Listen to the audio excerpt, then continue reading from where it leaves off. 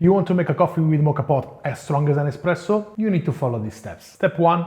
Choose the right moka pot. The 2 cups moka pot is the best to make your coffee stronger, because the basket has the right depth to create enough coffee packer resistance to the water that is coming up. It also has the shortest coffee to water ratio to ensure maximum strength compared to the other moka pot sizes. Step 2. Choose the right coffee. If you want to make your moka pot coffee as strong as an espresso, you need an espresso level roasted coffee. For example, I use an espresso blend roasted by a local roastery. That is perfect for my espresso machine and for my moka pot. If you prefer single origin, I suggest you to get a nice natural processed coffee for a better result. Step 3.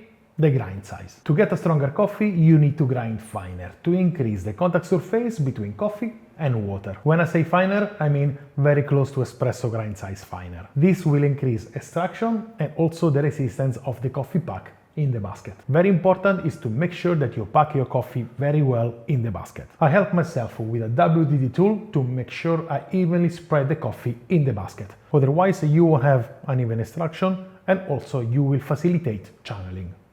And that's not good. Also, on the 2 cups moka pot, I put 12.5 grams of coffee. Step 4. The water. Because we are brewing an espresso roasted coffee, we don't need to put hot water in the boiler. Place room temperature water in the boiler, but don't fill it until the valve. If you want to make a stronger coffee, you need less water. In the 2 cups moka pot, I put 60 grams of water. After that, I place the basket inside and go to the next step. Step 5.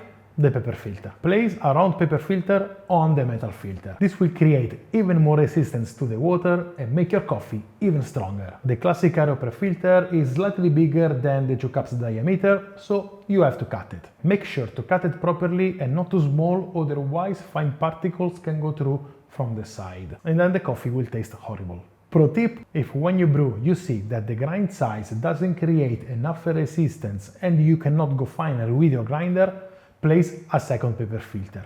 More resistance. Then, close the moka pot and let's go to the stove. Step 6.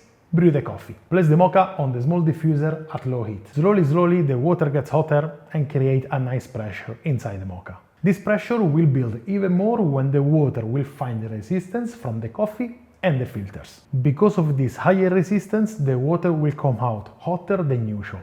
That's why we don't need to put hot water in the boiler. When the coffee comes out, it should come out like this.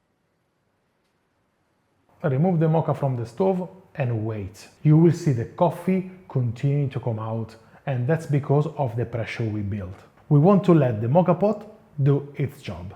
Now, when it stops, you can place the moka back just for a moment to make sure enough liquid comes out. When it's bubbling, enough. The coffee is ready. Pour the coffee in your favorite cup and enjoy it. As it is, as an Americano, or even with milk. Enjoy it as you like. As you can notice, there is no crema on the coffee, and that's because moka pot is still not generating enough pressure like the espresso machine to create the emulsion in between CO2 and coffee oils. But don't worry, this coffee is still strong as an espresso. How do I know it? Wait.